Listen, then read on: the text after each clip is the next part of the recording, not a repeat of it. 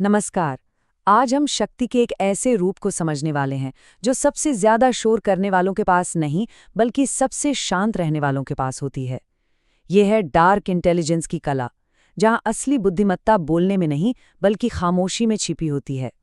ये एक ऐसी समझ है जो सतह के नीचे काम करती है, जिसे अक्सर लोग देख नहीं पाते, लेकिन यही वो ताकत है जो चुपचाप दुनिया को आकार देती है। तो चलिए इस सवाल से ही शुरू करते हैं। इंटेलिजेंस यानी बुद्धिमत्ता का सबसे शक्तिशाली रूप क्या है? अब देखिए, ज्यादातर लोग शायद हाई आईक्यू, हाजिर जवाबी या फिर मुश्किल से मुश्किल आइडियाज को फौरन जाहिर कर देने की काबिलियत के बारे में सोचेंगे। हम अक्सर उसी इंटेलिजेंस को सबसे ज्यादा महत्व देते हैं जिसे देखा और सुना जा सकता है। पर जरा सोचिए, क्या हो अगर असली शक्ति खामोशी में हो? अगर सबसे मजबूत दिमाग वो हो जो सब कुछ देखता है पर कहता कुछ भी नहीं। चलिए इस फर्क को थोड़ा और समझते हैं। एक तरफ है हमारी ट्रेडिशनल इंटेलिजेंस, जिसे हम ऊंचे आईक्यू या ज्ञान से जोड़ते हैं। ये वो बुद्धिमत्ता है जो खुलकर हिस्सा लेने, बहस करने और अपने विचारों को दुनिया के सामने रखने से दिखती है। और दूसरी तरफ है एक बिल्कुल अलग सोच, जिसे यहाँ डार्क इंटेलिजेंस कहा गया है। ये खामोश रहकर कंट्रोल करने की कला है, जहाँ शक्ति बोलने से नहीं बल्कि सब कुछ देखने और सही समय पर कुछ भी न करने से आती है। ये शतरंज के उस खिलाड़ी की तरह है जो 10 चाल आगे की सोच रहा है, जबकि उसका विरोधी सिर्फ अगली चाल पर ही अटका हुआ है। तो ये डार्क इंटेलिजेंस आखिर है क्या? सोर्स मटेरियल के हिसाब से ये किसी भी सिचुएशन को बिना इमोशनल हुए देखने और एक शब्द कहे बिना उस पर कंट्रोल करने की क्षमता है। इसे ऐसे समझिए, जैसे आप किसी तूफान के बिल्कुल सेंटर में खड़े हैं। चारों तरफ अफरा तफरी है, शोर है, तबाही है, लेकिन सेंटर में एक अजीब सी शांति है। डार्क इंटेलिजेंस वही शांति है। ये उसी शांति को अपना सबसे बड़ा हथियार बनाने की कला है, जिससे आप तूफान को कंट्रोल कर सके बिना उसका हिस्सा बने। आज के इस सफर में हम 4 पड़ावों से गुजरेंगे। सबसे पहले हम खामोशी की कला के पीछे की फिलॉसफी को समझेंगे कि ये सिर्फ चुप रहना क्यों नहीं है। फिर इतिहास के एक बहुत ही शातिर रणनीतिकार सेजारे बोर्जिया के एक मास्टर क्लास से सीखेंगे कि कैसे इस कला का बेरहमी से इस्तेमाल किया गया। इसके बाद हम कंट्रोल के पीछे की साइकोलॉजी में उतरेंगे, उन तकनीकों को जानेंगे जो इसे मुमकिन बनाती हैं, और आखिर में इसे आज की दुनिया के पावर गेम से जोड़कर देखेंगे। तो हमारा पहला भाग, खामोशी की कला। यहाँ हम इस आइडिया की जड़ तक जाएंगे कि स्थिरता और खामोशी में असल शक्ति कैसे छिपी होती है। देखिए, ये सिर्फ आवाज की कमी नहीं है, बल्कि एक सोचा समझा स्ट्रेटेजिक फैसला है।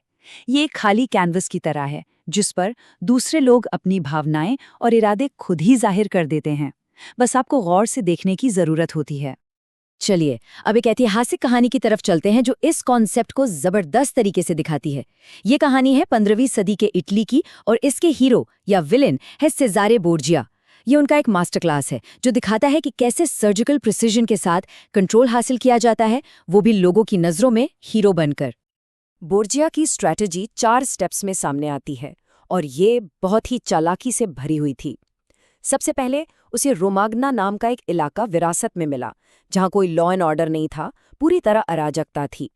उसने वहां व्यवस्था बनाने के लिए रेमीरो डी उर्को नाम के एक क्रूर लेकिन असरदार आदमी को अपॉइंट किया। रेमीरो ने बेरहमी से व्यवस्था तो बना दी, लेकिन उसकी क्रूरता की वजह से लोग उससे नफरत करने लगे। और बस यहीं बोर्जिया ने अपना दांव खेला। उसने लोगों की नफरत का फायदा उठाते हुए उन्हीं के सामने रेमीरो को सरेआम मौत की सजा दे दी और खुद उनका हीरो बन गया। तो यहाँ सबसे जरूरी बात क्या है? बोर्जिया ने कभी अपने हाथ गंदे नहीं किए। उसने एक प्रॉब्लम देखी, उसे सॉल्व करने के लिए एक मोहरा चुना, और जब उस मोहरे की वजह से एक नई प्रॉब्लम यानी लोगों की नफरत पैदा हुई, तो उसने उसी मोहरे की कुर्बानी देकर लोगों का दिल जीत लिया। एकदम सर्जिकल, कोल्ड और बेहद असरदार। ये डार्क इंटेलिजेंस का एक क्लासिक एग्जाम्पल है। बिना सीधे तौर पर शामिल हुए नतीजों को कंट्रोल करना और सिचुएशन को पूरी तरह से अपने फायदे में मोड़ लेना। चलिए अब अगले हिस्से पर चलते हैं और देखते हैं कि ये सब काम कैसे करता है। बोर्जिया का उदाहरण तो काफी एक्सट्रीम था, लेकिन इसके पीछे की जो साइकोलॉजी है वो आज भी उतनी ही रेलेवेंट है। अब हम इतिहास से मनोविज्ञान की ओर बढ़ रहे हैं ताकि खामोश कंट्रोल के पीछे के मैकेनिक्स को समझ सकें। यहाँ हम इमोशनल डिटैचमेंट यानी भावनात्मक अलगाव के मनोविज्ञान को डिकोड करेंगे। इस मनोवैज्ञानिक तकनीक को ग्रे रॉक मेथड भी कहते हैं। ये मैनिपुलेशन से बचने का एक बहुत ही शक्तिशाली तरीका है। स्टेप 1, कोई आपको उकसाएगा, आपकी भावनाओं को भड़काने की कोशिश करेगा। स्टेप 2, आपको इस कोशिश को बस देखना है, पहचानना है, पर उसमें उलझना नहीं है। आपको ये समझना है कि ये एक खेल है जिसमें आपको खींचने की कोशिश हो रही है। स्टेप 3, और ये सबसे जरूरी है, एक पत्थर की तरह बन जाना, कोई रिएक्शन नहीं देना, एकदम शांत। और स्टेप 4, ऐसा करके आप मैनिपुलेटर को उस इमोशनल रिएक्शन से महरूम कर देते हैं जिसकी उसे भूख होती है। ये स्लाइड इस मेथड की ताकत को बहुत अच्छे से दिखाती है। देखिए, एक मैनिपुलेटर क्या चाहता है? इमोशनल रिएक्शन, ड्रामा और कंट्रोल की भावना। उसे आपके गुस्से, डर या दुख से एनर्जी मिलती है। और ग्रे रॉक मेथड उसे क्या देता है? खालीपन, खामोशी, कुछ भी नहीं। मैनिपुलेटर रिएक्शन पर ही जीते हैं। जब उन्हें वो नहीं मिलता तो उनकी सारी शक्ति खत्म हो जाती है। ये बिल्कुल उस आग की तरह है जिसमें आप और लकड़ी डालना बंद कर दें, थोड़ी देर बाद वो खुद ब खुद बुझ जाएगी। डार्क इंटेलिजेंस का दूसरा मनोवैज्ञानिक पहलू है सर्जिकल ऑब्जर्वेशन, यानी बहुत बारीक नजर रखना। ये सिर्फ सुनना नहीं है, बल्कि ये देखना है कि क्या नहीं कहा जा रहा है। अक्सर लोग अपनी बातों के बीच में जो खाली जगह छोड़ते हैं ना, असली कहानी वहीं छिपी होती है। शब्दों को नजरअंदाज करें और हाथों की हरकतों को देखें। क्या वो बेचैन है? क्या वो अपनी बात पर जोर देने के लिए हाथ चला रहे हैं? असली इरादे को समझने के लिए आंखों पर ध्यान दें, क्योंकि अक्सर बॉडी लैंग्वेज शब्दों से कहीं ज्यादा सच बोलती है। अब हम इन सारे आइडियाज को आज की दुनिया में लाते हैं।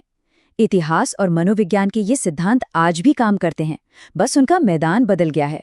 आइए देखें कि खामोश कंट्रोल के ये तरीके एक मॉडर्न माहौल में कैसे लागू होते हैं, एक ऐसी सिचुएशन में जिससे शायद हम में से कई लोग रिलेट कर पाएंगे। जरा एक सीन इमेजिन कीजिए। एक ऑफिस का माहौल है। कोई सीनियर किसी जूनियर पर सबके सामने चिल्ला रहा है। बाकी कलीग्स सब देख रहे हैं। ये एक बहुत ही टेंशन वाली और अपमानजनक सिचुएशन है। माहौल में उस चिल्लाने की आवाज के सिवा एक अजीब सी चुप्पी है। यहाँ पावर का बैलेंस पूरी तरह से बिगड़ा हुआ लगता है। तो ऐसी सिचुएशन में आम रिएक्शन क्या होता है?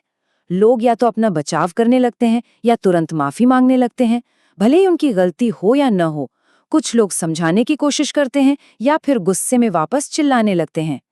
ये सारी ही प्रतिक्रियाएं असल में पावर को उस आक्रामक व्यक्ति के हाथों में दे देती हैं। ये वही इमोशनल रिएक्शन है जो वे चाहते हैं, क्योंकि इससे उन्हें लगता है कि वे कंट्रोल में हैं। लेकिन खामोश कंट्रोल की प्रतिक्रिया बिल्कुल अलग है।